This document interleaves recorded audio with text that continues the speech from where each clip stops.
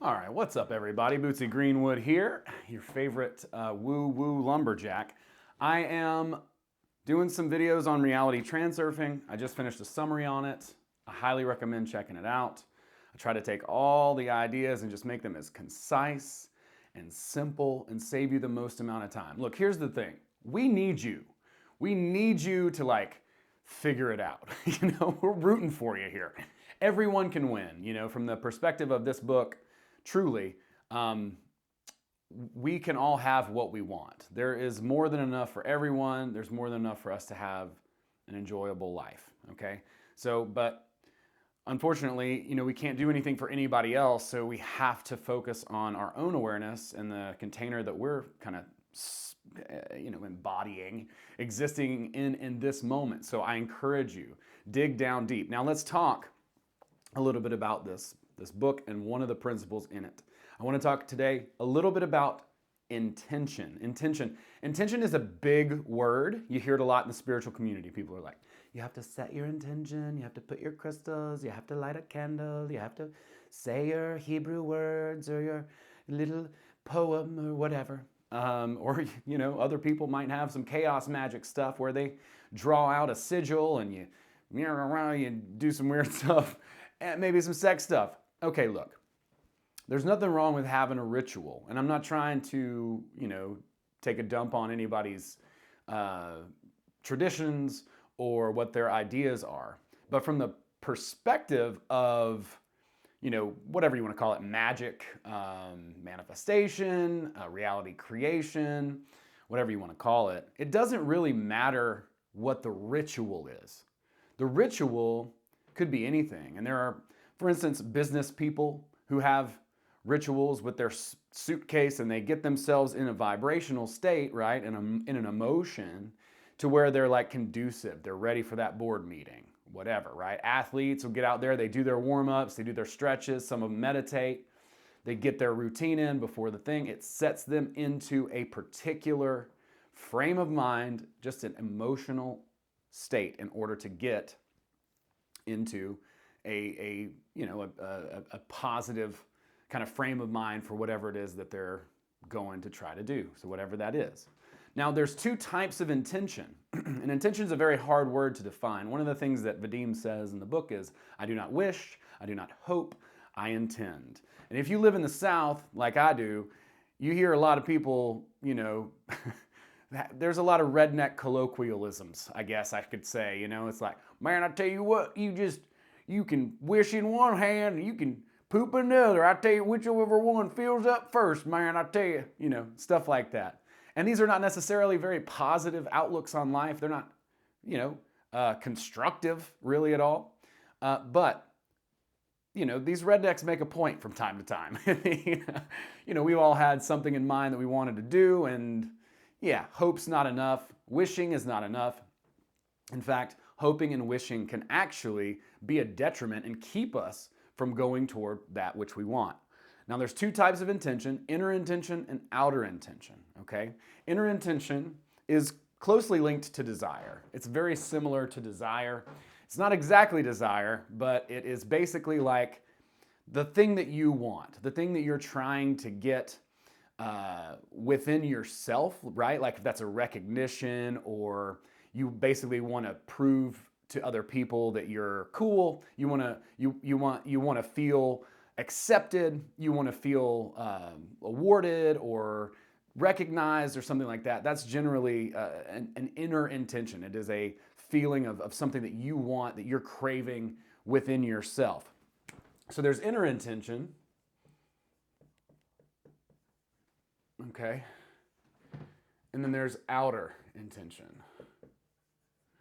Okay. So without talking too much about importance, I'll have to maybe link that together back in another video. Inner intention versus outer intention, we can talk a lot about. This is a very mental part, and this is a very soulful or heart-filled part. In the book, just like any other esoteric book, there are two aspects to our consciousness, the heart and the mind, okay? The heart is like a little girl that wants a toy. Comes into the world, just wants to go get whatever that fancy toy is. The mind, on the other hand, completely stuck in this realm. The heart is really connected to the metaphysical space. And it lives there every night when we go and dream. Our heart just flies into the alternative space and it does crazy stuff, does whatever it wants in there. It's a wild, kinky freak and it loves it. But the mind, on the other hand, especially, because of our culture and conditioning and stuff like that, that's the part of us that's trained and that's conditioned. This is the part of us that's kind of a blank slate or tabula rasa, if you've ever heard that phrase. The heart, from the transurfing perspective, it comes in, it already has a personality. It already has something that it wants, that it really, why else would it come here? It's connected to the whole entire space of variations. It can have everything in there whenever it wants via a dream, but it wants to have and experience this thing in physical reality. Now, the mind lives in physical reality. The mind is connected really with the inner intention, right? It's like, well, I have to be on my best behavior. People need to think I'm a good person. I need to obey my manners, things like that. The heart's like, let's party, let's bring this crazy, wild imagination that I have, that I want, into the physical world. And that's what it wants to do. It's connected directly to outer intention, but it can't just bring stuff into the world not without the help of the mind. We need the mind and the heart to be basically working together. So the mind is the masculine, let's call him a he, and the heart is the feminine, we can call a she. The feminine wants to come into this world and just have the thing that she wants. She wants to feel whatever that is.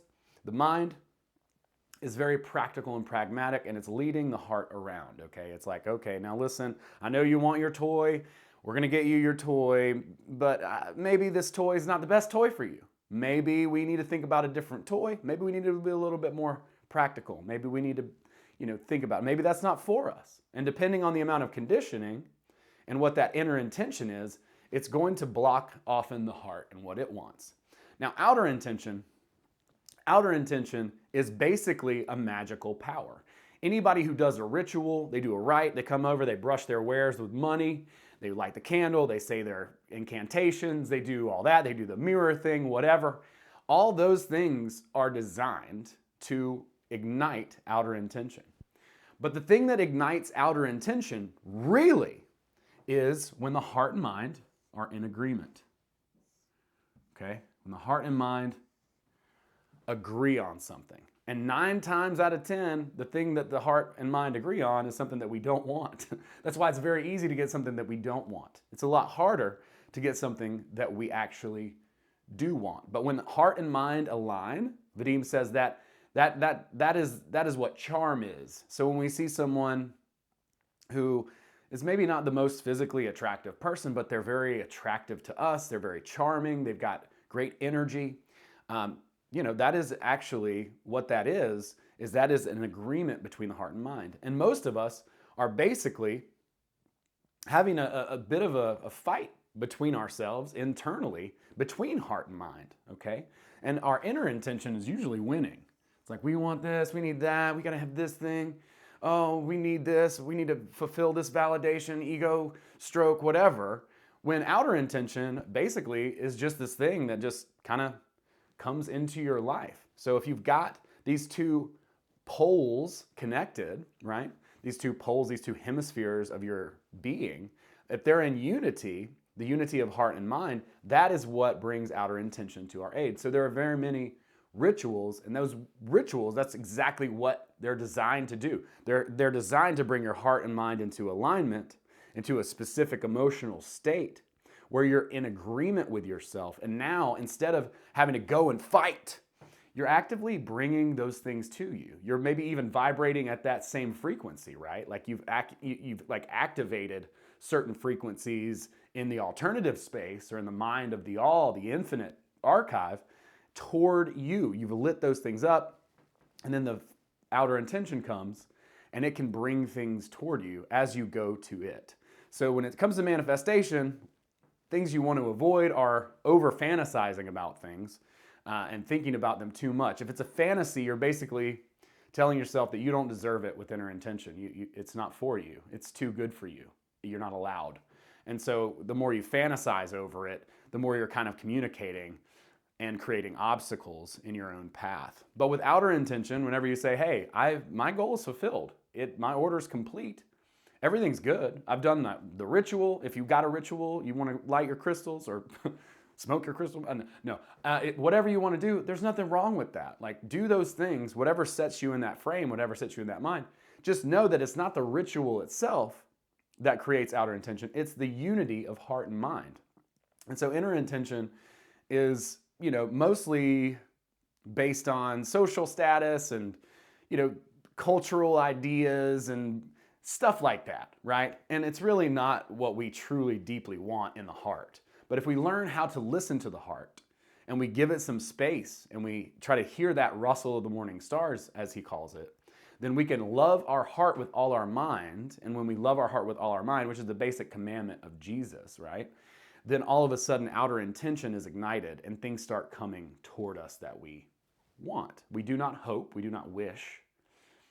We intend for those things. We say, this is the thing that I want. I'm clear on it. My mind agrees, my heart agrees, and we're going to move in that direction. And as we move in that direction, whatever that is, it moves towards us. So just a little bit about inner and outer intention there. I hope that is helpful. Again, I have created a summary summarizing all these concepts, and I try to make it as concise, but also as usable and practical as I possibly could. The book is phenomenal. I really highly recommend reading the whole book. Buy the book, listen to that, read it. Get it wherever you can. But yeah, check out my summary. It's on bootsy.greenwood.com.